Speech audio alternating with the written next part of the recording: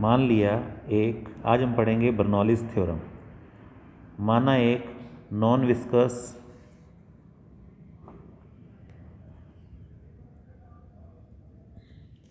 अश्यान incompressible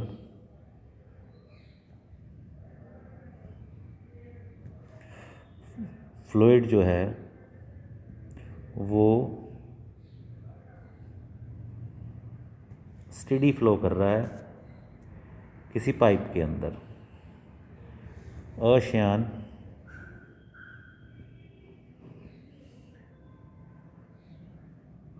असंपीड्य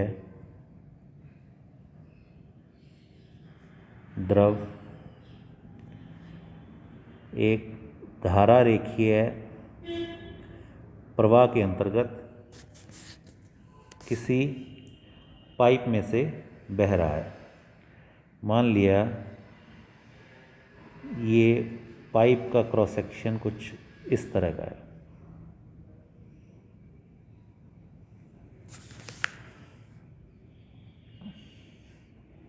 ये ground है। Ground से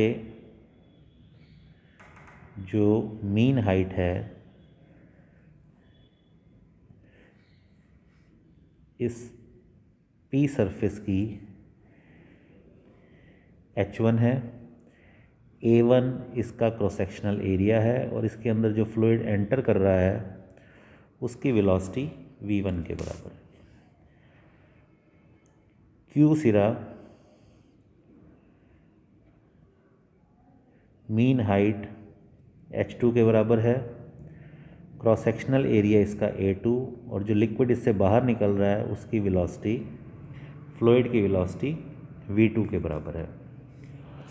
तो बर्नौली की थ्योरम ये कहती है कि जो पोटेंशियल एनर्जी और काइनेटिक एनर्जी का सम है वो कांस्टेंट रहता है। इसका मतलब किसी भी फ्लूइड के लिए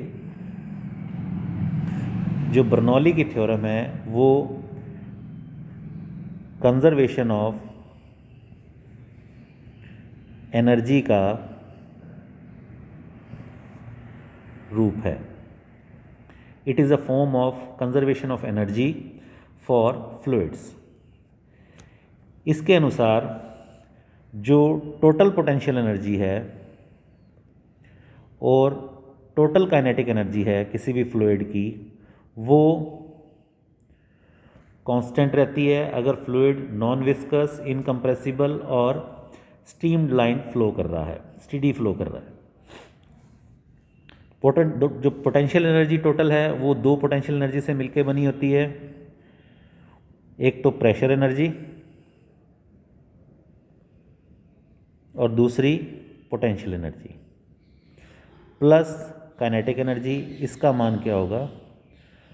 कांस्टेंट होगा। अर्थात किसी भी पॉइंट P के लिए ये तीनों क्वांटिटीज़ और पॉइंट Q के लिए ये तीनों क्वांटिटीज़ का जो सम होगा वो इक्वल रहेगा।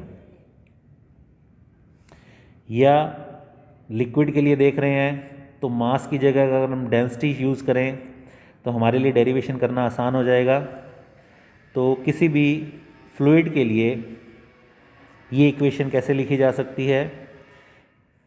तो प्रेशर एनर्जी को हम लिख सकते हैं P/ρ प्लस, या इसका फॉर्मेट थोड़ा सा अलग लिखते हैं, इसको ऐसे लिखते हैं P plus ρgh plus half ρv² is equal to constant. अर्थात total energy per unit volume क्या है वो कांस्टेंट के बराबर है। अगर ρg से पूरी समीकरण को भाग देने तो P/ρg plus h plus half v²/g is equal to constant. अब ये P/ जो ρg है इसको बोलते हैं प्रेशर हेड, दाब सिरा। H को बोलते हैं एलिवेशन हेड ऊंचाई सिरा, और इसको बोलते हैं वेलोसिटी हेड, वेग सिरा। इन तीनों का सम जो होगा वो 0 के बराबर होगा, अर्थात जो टोटल एनर्जी होगी पर यूनिट वॉल्यूम वो कांस्टेंट के बराबर होगी।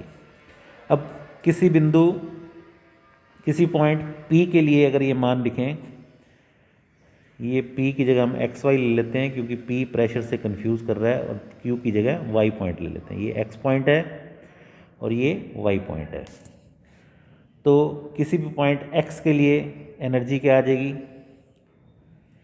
मान लिया यहाँ पे प्रेशर P1 के बराबर है, तो P1 अपॉन में रो जी, पूरी पाइप के अंदर लिक्विड की जो डेंसिटी है वो रो के बराबर है, plus H1 plus half V1 square upon G is equal to P2 upon rho ji plus H2 plus half V2 square upon G, अर्थात इन दोनों का जो सम होगा वो इक्वल।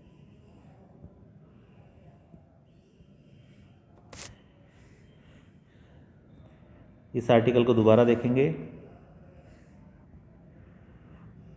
बर्नौली की समीकरण, बर्नौली की समीकरण क्या कहती है, किसी भी नॉन विस्कस इनकम्प्रेसिबल फ्लूइड जो कि स्टेडी फ्लो कर रहा है, स्ट्रीमलाइन फ्लो कर रहा है, उसके लिए जो कंजर्वेशन ऑफ एनर्जी का लॉ है वो फॉलो होता है। यही कंजर्वेशन ऑफ एनर्जी का जो लॉ होता है फ्लूइड्स के लिए, इसको बर्नौलीज थ्योरम कहते हैं।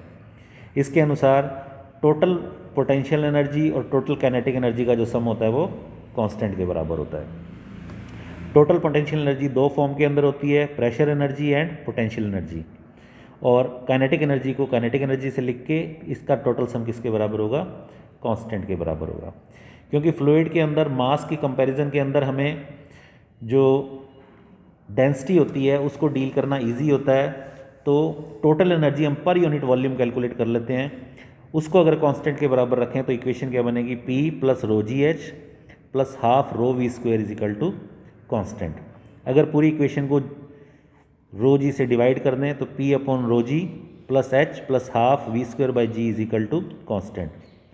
P बाई रो जी को प्रेशर हेड, H को एलिवेशन हेड और half V square by G को वेलोसिटी हेड कहते हैं।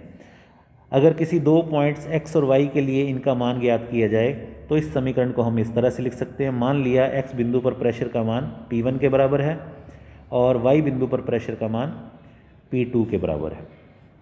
P1 by rho ji plus H1 plus half V1 square by ji is equal to P2 by rho ji plus H2 plus half V2 by g के बराबर होगा।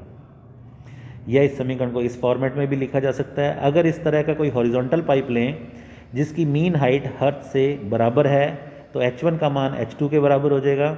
तो H1 का मान H2 के बराबर होने से ये वाले दोनों पार्ट एक दूसरे से कैंसिल आउट हो जाएंगे। समीकरण क्या बनेगी, P1 plus half rho V1 square is equal to P2 plus half rho V2 square. और सातत्य समीकरण से हमें पता है A1 V1 is equal to A2 V2।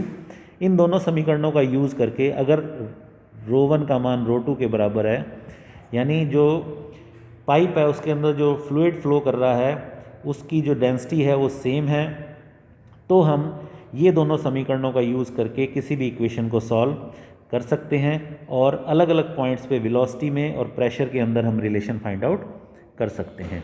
तो ये है बर्नौलीज की थ्योरम जो बेसिकली कंजर्वेशन ऑफ एनर्जी पर बेस्ड है।